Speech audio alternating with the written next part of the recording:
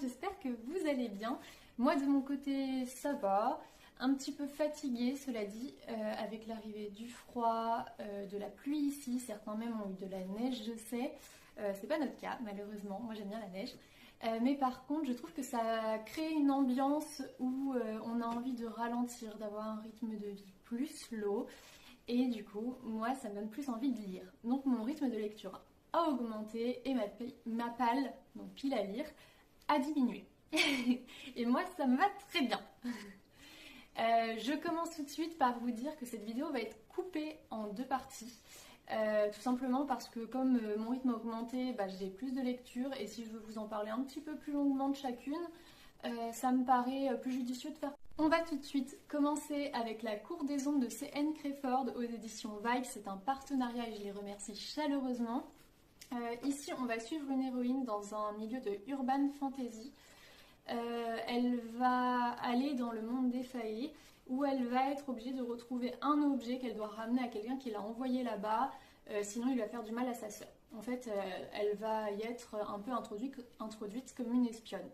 Par contre, elle va devoir intégrer une garde et elle va être formée par un faé qui est croisé avec la race de démons des incubes, donc qui ont une magie très portée sur la chair, si je me fais bien comprendre. Donc c'est la première fois que je lis un livre où il y a une magie qui est liée à cela.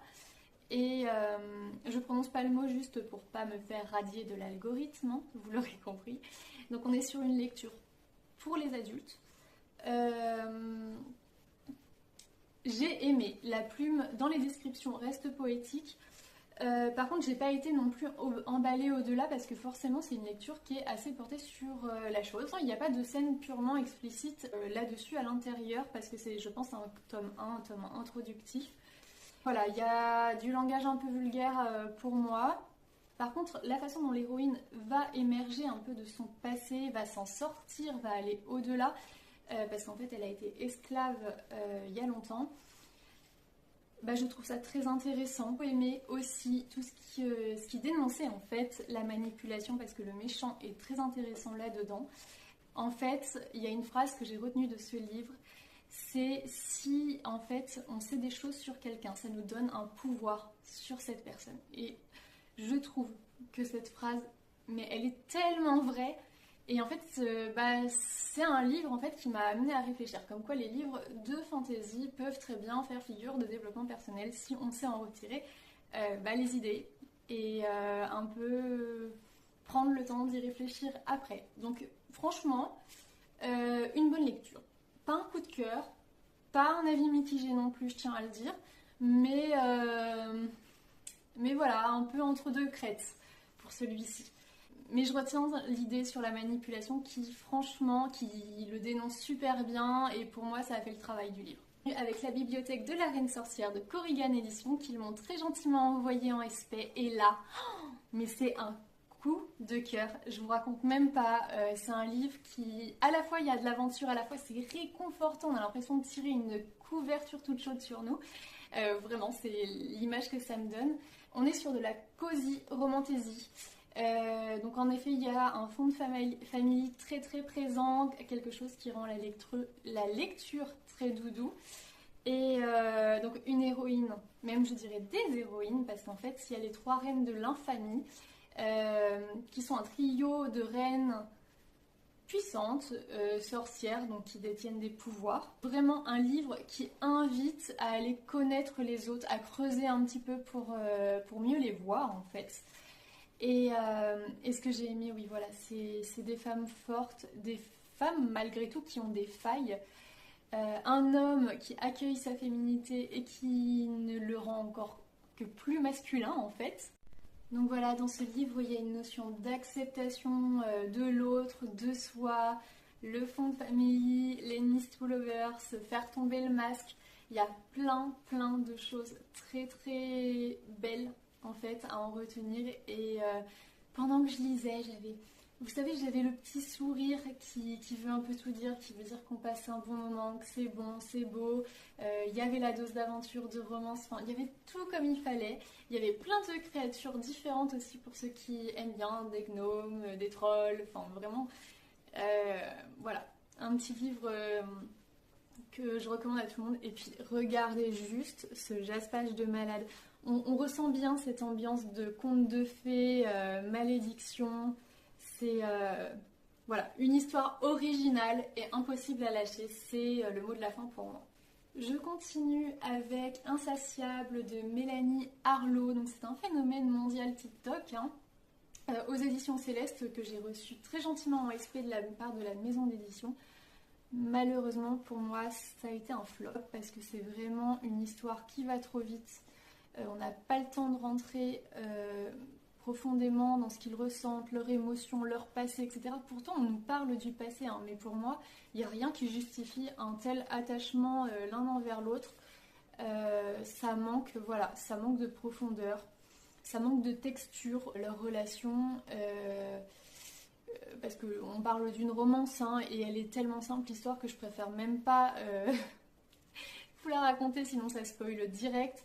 Mais grosso modo, c'est deux amis d'enfance qui ont été séparés et un jour ils vont se retrouver parce qu'elle retourne dans son village. Il y a la trope fake dating, donc elle va lui demander de l'accompagner au mariage de sa sœur. Et en fait, pendant la cérémonie, elle va se retrouver dans sa chambre et à entrer dans sa salle de bain malencontreusement.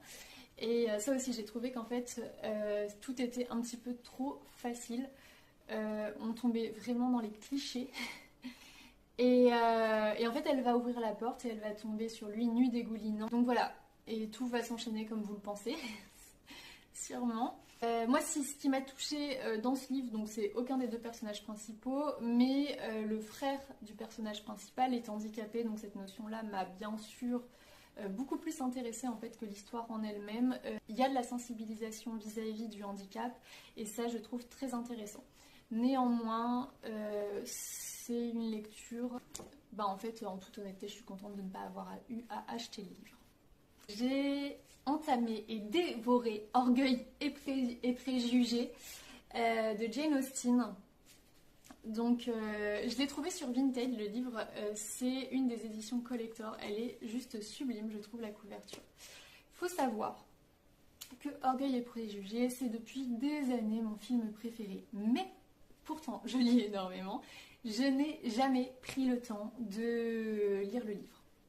Et il était hors de question, parce que je m'étais mis un challenge en 2025, je devais lire un classique au moins, et il était hors de question que je termine l'année sans avoir lu, et je me suis dit, banco, pourquoi pas en fait lire l'histoire de mon film préféré. Et je n'ai pas été déçue. En fait, c'est incroyable comme le film colle à l'histoire. Et mes amis, ma famille le savent très bien, je suis très bon public, mais je suis aussi très critique sur les adaptations cinématographiques de livres. C'est-à-dire que même si je n'ai pas lu le livre, je sens et je suis capable de dire si ça colle ou pas à l'histoire de base en fait. Je suis capable d'apprécier le film, mais je sens si ça colle ou si ça manque de détails en fait. Et vu qu'un livre, on le sait tous, ça regorge de bien plus d'informations qu'un simple entre guillemets scénario qu'on peut trouver dans les films, je le sens souvent. Chose qui n'est absolument pas le cas là-dedans, limite c'est retranscrit mot pour mot. Il y a peut-être quelques scènes, quelques nuances qui ont changé, mais pour moi, franchement, c'est fidèle à 98%, quoi. Donc vraiment, un méga coup de cœur aussi. Je suis tombée en amour encore une deuxième fois pour cette œuvre. C'est une poésie, on sort l'âme légère. Pareil, là j'ai souri pendant ma lecture. La répartie, j'adore la répartie de Jane Austen. Ça crée des personnages mais hauts en couleur. Pour le coup, là on a carrément Monsieur Darcy qui est Morally Grey, on va dire, même si à la fin c'est carrément un green flag. Et on comprend beaucoup de choses, mais en fait elle a une imagination de dingue, je sais même pas comment elle arrive à faire des nœuds comme ça et tout démêler. Et en même temps l'histoire, mais c'est doux, c'est simple, c'est très contradictoire ce que je vous dis, mais c'est vraiment pour moi la plus belle romance que j'ai lue. Pour le coup, comme ça m'a plu, j'ai tout de suite commandé sur Vinted. J'ai trouvé l'édition de Raison et Sentiment, un autre film d'amour que j'aime beaucoup. Et je me suis dit, pourquoi pas poursuivre si c'est fidèle à ce point-là. Donc voilà, j'attends ma petite réception Vinted pour pouvoir enchaîner sur Raison et Sentiments. Et je poursuis donc avec les lectures que j'ai en cours. Donc vu que je suis plus là pour vous donner mon avis, on va pas rentrer dans les détails, ça fera l'objet d'une autre vidéo, mais je vais passer très rapidement sur le résumé. On est sur une uchronie. Donc sur quelque chose qui ressemble, qui s'inspire beaucoup de notre réalité mais ne l'est pas vraiment. Donc on est sur une Écosse qui est sous la monarchie. Notre héroïne, elle fait partie d'un des grands clans de cette monarchie. Elle a été babysittée plus jeune par le roi et elle a décidé de vivre un peu en parallèle de ce clan. Elle a un peu renié son clan et décide de mener sa propre vie et de devenir une pâtissière célèbre. Elle arrive à se faire recruter dans les cuisines du château. Et en fait, elle doit cacher sa véritable identité parce qu'en fait, on peut travailler dans les cuisines, dans le château en fait, mais il ne faut pas connaître le roi. Et il s'avère qu'il va arriver dans les cuisines un jour et la reconnaître. S'ensuit tout un tome 1 avec une histoire d'amour. Je n'en dis pas plus, c'est une romance donc je spoil rien. Mais dans le tome 2, c'est un plaisir de retrouver la plume de l'autrice. Et dès les premiers chapitres, parce que j'ai lu une trentaine de pages, c'est tout. C'est déjà super prenant. Et je sais pas pourquoi ce livre m'obsède autant. Parce que j'ai vraiment attendu le tome 2, mais pendant la dernière année, là, avec vraiment impatience. Donc on va se le dévorer, je le sens, avec Ella des livres, donc de la chaîne Instagram. J'ai lu Alumnia. Alors, comme je fais le montage vidéo avec mon téléphone, je ne sais pas si je vais pouvoir vous l'afficher parce que j'ai lu cette lecture en audio. Donc c'est un livre de Tiff, la célèbre femme qui fait des couvertures de fou malade. J'adore les lumières, la lumière qu'on voit à travers ces couvertures à chaque fois. C'est vraiment super beau. C'était un science-fiction pour une fois, mais j'avais besoin de changer, de faire une petite coupure avec la fantasy et ça a été une lecture parfaite.